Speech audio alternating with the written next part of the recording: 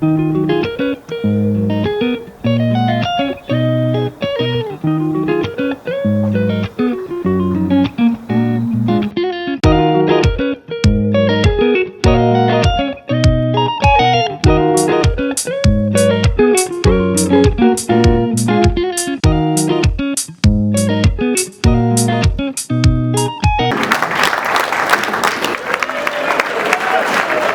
jours durant, je suivis avec attention soutenue le déroulement des assises de la revue annuelle des performances nationales 2022.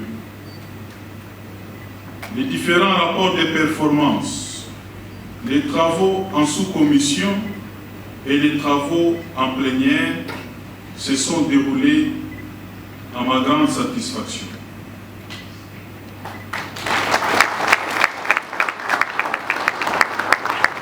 J'ai noté également qu'une fois de plus, aux exigences de la stratégie sectorielle de l'éducation et de la formation 2016-2025 et se sont déroulées conformément à l'arrêté ministériel du 29 avril 2022 portant organisation et fonctionnement de la revue annuelle de performance.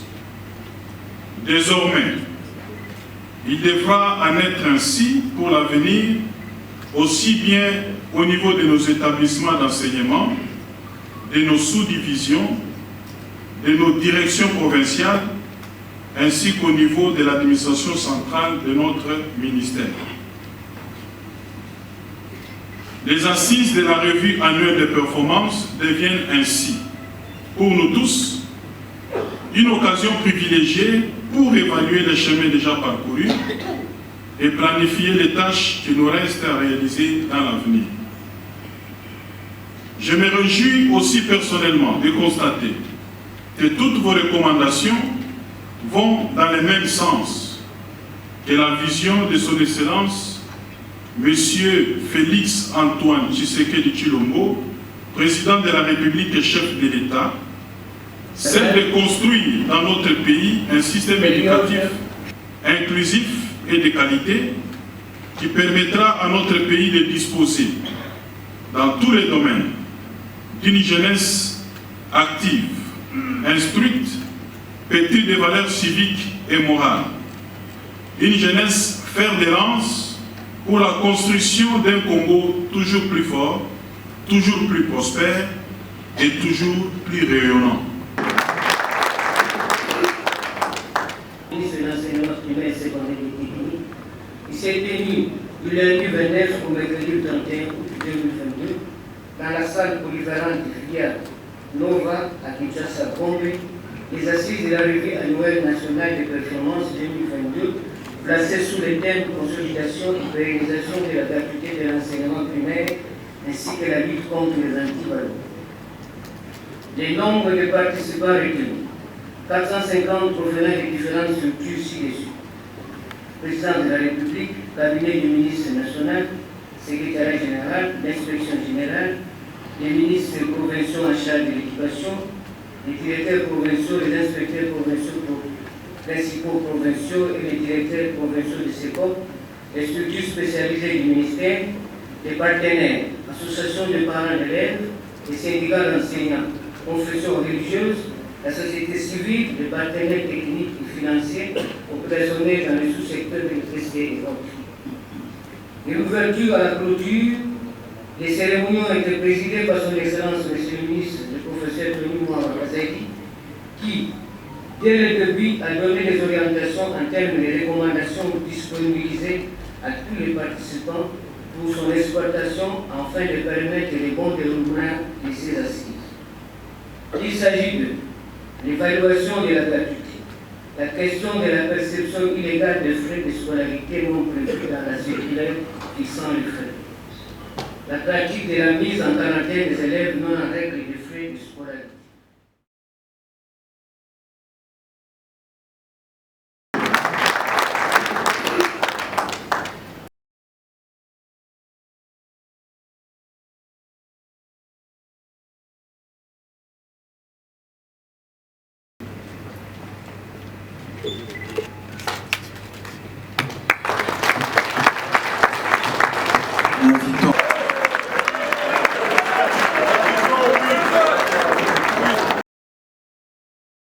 d'écoles privées, combien d'écoles, etc., etc. Et ce travail, l'excellence a remis ces recensements-là, malgré que nous avons le CERNI, Service national d'identification de l'élève, mais l'organe qui a aussi un logiciel dans ce contexte, c'est le SECOPE qui va appuyer le CERNI pour que, au premier trimestre, que nous soyons très bien rassurés sur toutes les écoles existantes avec arrêté, tous les élèves, tous les enseignants, etc., etc., même de toutes les écoles. Donc, le recense, etc., etc., pour que la cartographie soit bien fixe. Voilà en quelque sorte les éléments de cette revue annuelle de performance. Le sens de cette revue annuelle de performance est que autour de recommandations que son Excellence le ministre Tony Mwaba a reformulées, c'était au nombre de 18 qui étaient à la base de ce travail que les IPP devraient abattre pour ressortir les recommandations réalistes et réalisables. Et c'est ça qui a fait l'objet de 2 jours, 3 jours, et que nous avons essayé d'éclater la commission en sous-commission pour essayer de parler de l'accès, de la qualité ainsi que de la gouvernance. C'est ça que nous avons essayé de parler au regard de ces 18 recommandations qui ont été formulées par son Excellence le ministre Tony Mwaba. Et aujourd'hui, il y a eu quelques recommandations que vous avez déjà... Citez-nous quelques, même 2 ou 3. Oui, effectivement, il y a eu des recommandations qui ont été reformulées par les sous-commissions au niveau de l'accès. On a demandé à ce que chaque structure, parce qu'au niveau de la province éducationnelle, c'est les provinces qui représentent le ministre. Nous autres, du PROSEC et IPP, nous sommes des techniciens. Et à partir d'abord de l'aspect accès, il y a eu certaines dispositions, certaines recommandations qui ont été faites, parmi lesquelles je peux par exemple citer de restructurer ou d'actualiser chaque fois la carte scolaire au regard de raisons sociales, au regard aussi des raisons économiques, etc., administratives. Donc cela a été fait. Et au niveau de la qualité, nous avons été obligés de reformuler encore des recommandations réalistes et réalisables pour l'intensification des itinérances, parce qu'il ne faudra pas que nous soyons seulement au bureau, il nous faut aussi obliger, nous qui sommes autorités, de descendre sur le terrain pour les itinérants et les itinérances, afin de pingler, afin de ressortir certains aspects qui nécessitent la résolution ou de propositions. Et enfin, au niveau de la gouvernance, nous avons essayé de décortiquer bien ces 18 questions pour montrer comment nous devons gérer disons, la chose de l'État et les institutions de l'État qui nous sont confiées. C'est un peu ça d'une façon. Au cours de cette année 2022, chez vous, à Maïndombe, vous avez connu aussi quelques difficultés. Lesquelles? Oui, au niveau de Maïndombe, nous sommes une division, nous sommes une direction, disons, fluviale. Nous sommes obligés de nous déplacer toujours avec des moyens, par exemple le hors-bord ou alors des motos. C'est pourquoi nous avions reformulé aussi une recommandation qu'on puisse nous disponibiliser. Tosangani awa pambate parce que ezali na momesano que na suka ya mbula bato bayebanso bakosalaka na ministère ya EPST tosanganaka pona oyo babengi revue annuelle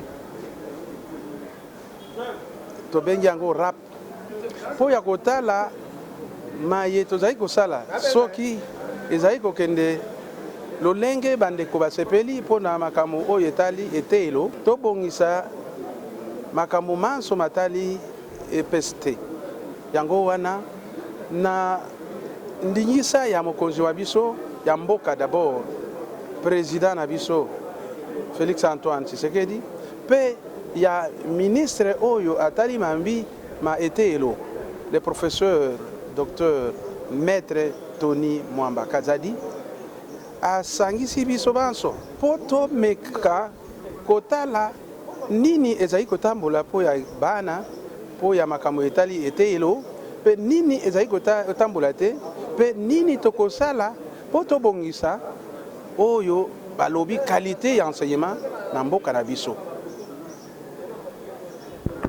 Mais est-ce que kuna na mboka na dawa na territoire no ya Kinshasa vous assure que gratuité est effective? Bandeko bangai nakoki koloba kopesa eyano te epai ya ngai awa na province ya Lukunga wana na tie mosapi na ngai bakata que gratuité ezali à 100%. Wana ya kodiscuter te. Ya yambo boyebi ke Lukunga eza province oyo ya yambo. Esika wapi ba institution ya pays ezali. Tozali atana erreur mon côté d'ailleurs.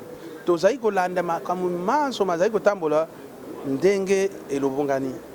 Gratuité ezali ya solo, ezali lokuta te, ezali ya ndoto pete. Tozali ko vivre yango, tozali ko mona yango na baitelo. Oyo soki mbele gratuité ezali te bandeko bangai bokokaki koyoka ba sanction mikolo nyonso. Voilà. Gratuité ezali.